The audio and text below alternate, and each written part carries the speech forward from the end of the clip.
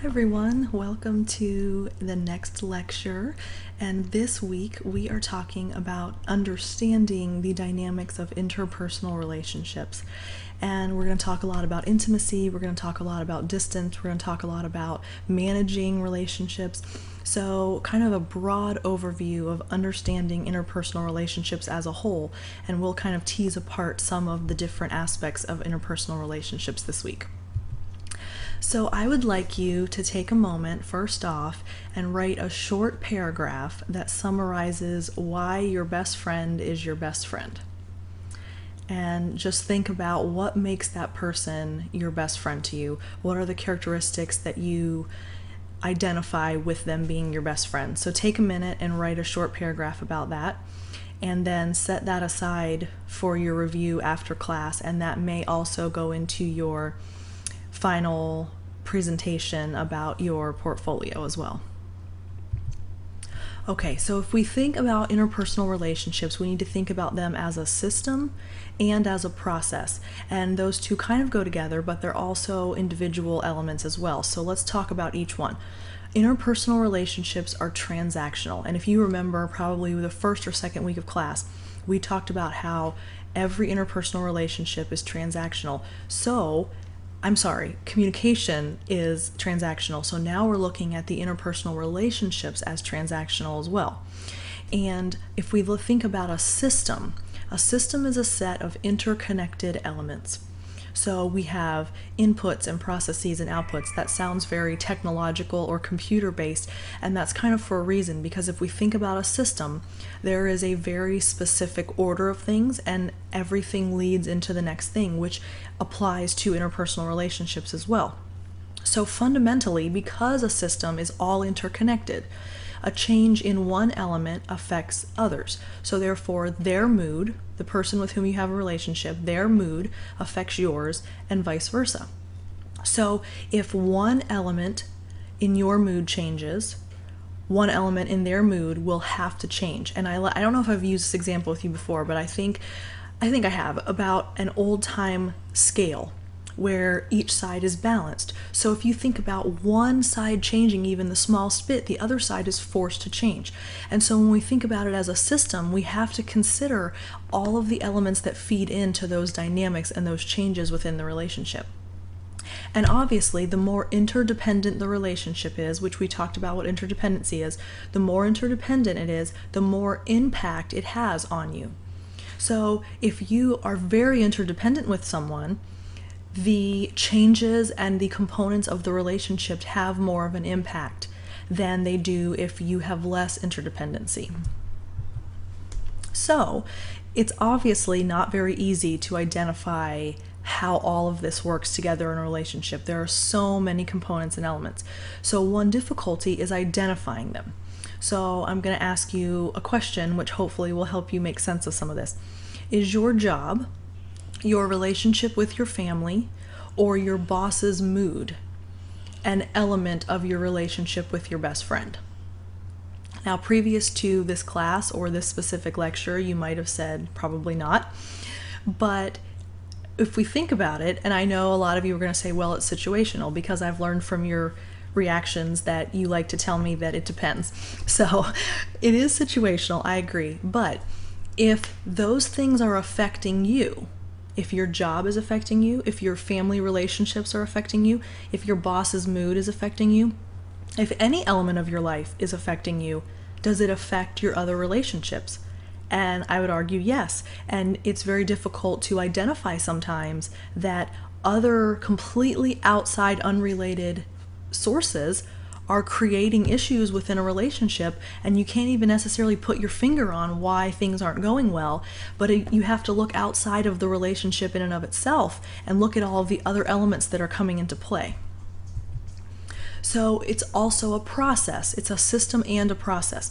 Relationships change and evolve. We've talked a lot about the evolution of relationships. They move to new levels and they become redefined. So as you go through the dynamic journey of a relationship, there are always going to be new levels that you're reaching. You're always going to be redefining the nature of the relationship.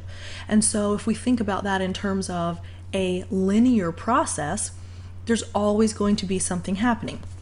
And over time, relationships develop a history, which becomes part of the relationship. And then, of course, affects subsequent interactions. So I know that's a little bit deep, so let's talk about that briefly. Relationships develop a history, which then, and often we don't really consider this, you have two people in a relationship. So you have person A, you have person B. Over time, the history shared between you almost becomes a third member of the relationship, if you will. So the history becomes part of your relationship. In other words, the two of you cannot exist apart from the history that you've shared. So of course that history then affects all subsequent interactions because it's just as much a part of the relationship as the two individuals. And the process is irreversible. We talked about how communication is irreversible, but relationships and the history is irreversible as well. Once it's done, it can't be undone. So therefore, we need to be aware of how to have healthy, effective, communicative interpersonal relationships, which we will talk a lot about this chapter. Okay, so let's look at different types of relationships because interpersonal relationships can be from a wide variety of sources. So we have relationships of circumstance. And in that instance, the relationships form not because we necessarily choose them or we wish to have them, but they simply overlap in our lives somehow. So there's almost that element of convenience or fate, if you will. Family members, we don't get to choose our family members. Our teachers, our classmates, our co-workers, those are all examples of people that we will have a circumstantial relationship with. We don't necessarily seek out that relationship. We don't necessarily desire for that relationship to be there. But because of circumstances and environment, we are in relationships with those people. Then there are relationships of choice. And in relationships of choice, they form because we seek them out and we intentionally form the relationship. So these are ones that we are actively pursuing to meet our needs or to have our desires met. So this might be friends or lovers or spouses or even therapists and counselors because we are intentionally pursuing this type of relationship. And it's not mutually exclusive. Your brother or your sister may also be your best friend, for example. My brother and I are very, very close. We didn't used to be when we were children. We used to fight quite extensively, but we are very close now. And he's 3 years younger than me. And I would consider him a very good friend. And so one of the principles that you learn in counseling is you don't want a dual relationship. In other words, you don't want to be the counselor for your friend. You don't want to have a predetermined relationship with them before you enter into the counseling relationship because you can't be objective and it affects the nature of the therapeutic relationship. But in relationships of choice, there's not necessarily that dual relationship issue because you can have a very good friend who's also a family member, or you can have a spouse who was once your best friend and that grew into a marital relationship. So the relationships of choice, you can have more than one category in which they fall. So if we're looking at intimacy and attraction, we've talked a lot about how intimacy is not necessarily sexual. And so I want to reiterate that again, interpersonal or psychological intimacy, and it's important to differentiate the two of those. Interpersonal intimacy, you know what interpersonal means, you know what intimacy means. We can put those two together and understand the level of relationship there. But psychological intimacy, often we are psychologically intimate with people based on circumstances or based on disclosure or based on history or whatever. And so that psychological intimacy, there can be no sexual feelings there at all, but that psychological intimacy can exist between two people. And the degree that your sense of self is confirmed and accepted by the partner indicates your intimacy level. So how much of your sense of self is confirmed by that person or accepted by that person?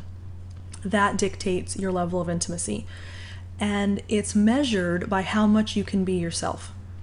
If you think about the people in your life that you can be 100% yourself with, there's no pretense, there's no putting on airs, there's no saving face, If you can identify those people, those are the people with whom you have the most intimate relationships in your life. And the more intimate the relationship, the more we depend on others for acceptance and confirmation of our self-image. So if you look back to how we define interpersonal or psychological intimacy, it's the degree to which your sense of self is confirmed and accepted.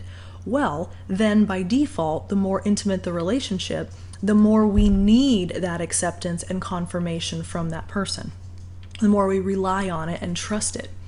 And when we're alone, not necessarily I'm in a room by myself, but when we are not in an intimate relationship, it's hard to maintain a positive self-image because we're not getting that feedback. We're not getting the looking glass self perspective.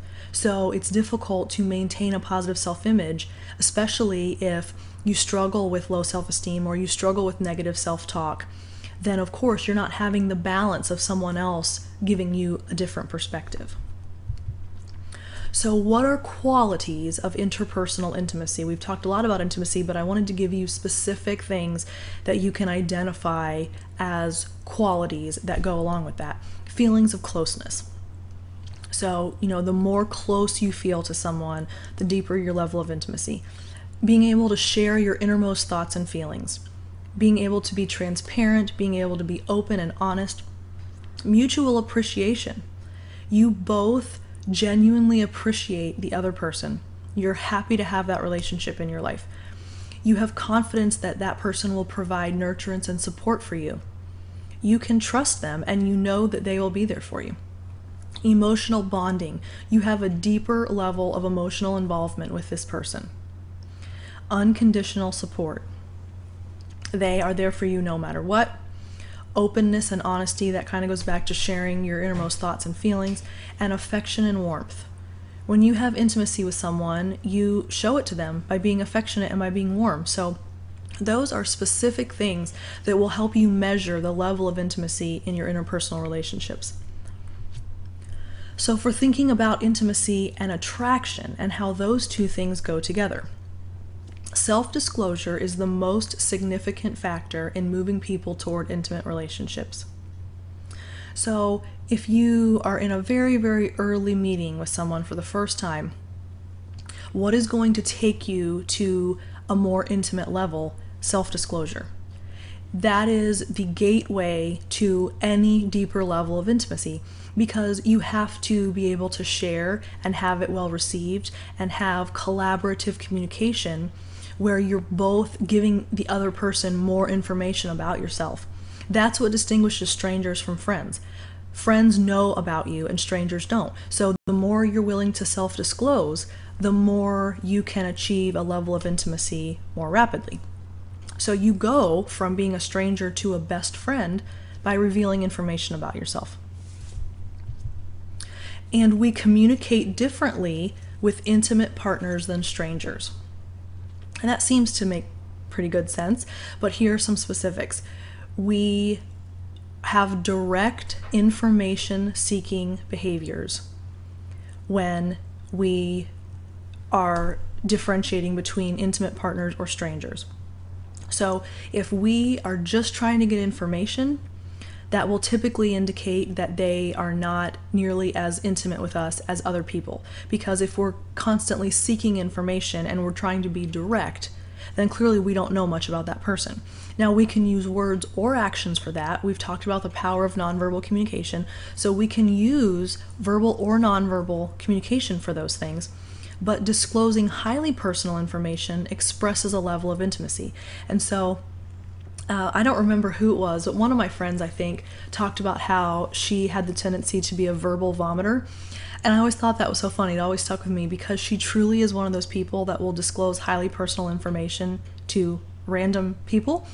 And it's very interesting to watch reactions, because when you do not have a certain level of intimacy, it's very awkward when someone shares something really personal with you and you're not sure whether you're supposed to be appreciative that they're willing to share that with you or horrified that they're willing to share that with you.